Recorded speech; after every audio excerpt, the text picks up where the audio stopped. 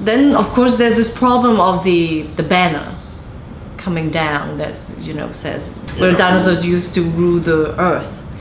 And at the beginning we were kind of wanting to do it as a piece of cloth, like a CG cloth. And at the time there was no cloth software, in Alias, and we tried to write one. We gave the software team maybe like 2 weeks to come up with it, and I tried it. We put a texture on it, but there was a lot of stretching within the spring system. I tested it and I thought, it's gonna take a while to get it to look right. So I went up to Dennis Murin. I said, Dennis, I think this CG cloth is not gonna work. We need more time to get the software to a stable kind of a working version. So what do you suggest? And he said, I said, I think we should just shoot it on stage and I'll just composite that into the shot. He said, are you sure that's gonna work? I said, yes.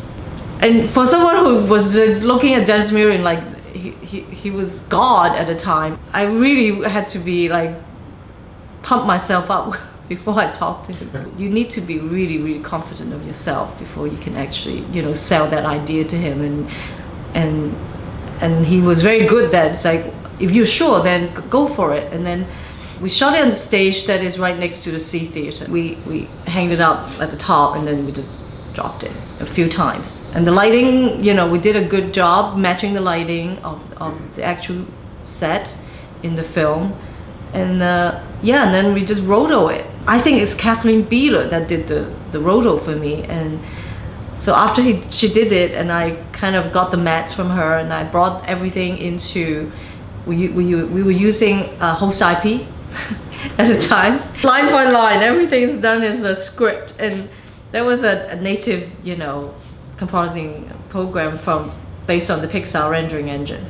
But we use it and we can run it on the SGI as well, at the time, because that's what our render farm comprised of. So it all worked out beautifully. Of course, there was a lot of color, color timing of the banner to make it match what I have in the scene.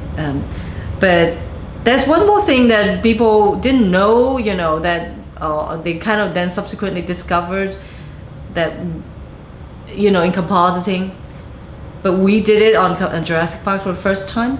It's something called the edge blending.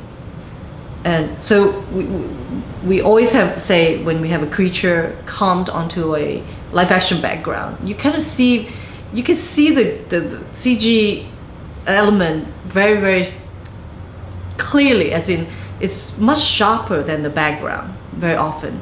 And this seems like it stands out on its own, and it is not sort of blending into the background very much. So in Jurassic Park, there's this thing that we did is this, you do an edge detection, and then you grab part of the background, and then you grab part of the CG element, and then you blend them all together, and then you put it back on top. And it did tremendous like magic to the shot. It's like suddenly you feel like, oh, this creature belongs to the background, it's part of the scene, and it's still, every time I look at that movie, I still check that edge.